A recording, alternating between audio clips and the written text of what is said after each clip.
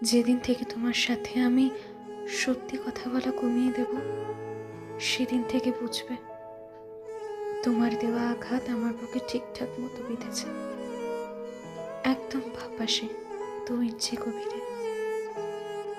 এরপর আমি আর কোনো প্রশ্ন তুলব না তোমার নাম। নীরবতা যে কতটা ভয়ঙ্কর হয় তা তুমি সেই দিন থেকে টের পাবে। মিলিয়ে নিও। হ্যাঁ, মানছি আমি কথা থামাতে পারি না, 7 পাঁচ না ভেবেই বলে ফেলি অনেক কথা। সামান্য কিছু আমায় দমিয়ে রাখতে পারে না কখনো।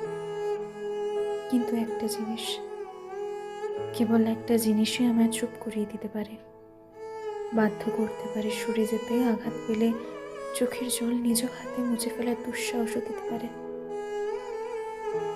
আর তা হলো আমার আত্মসম্মান বোধ।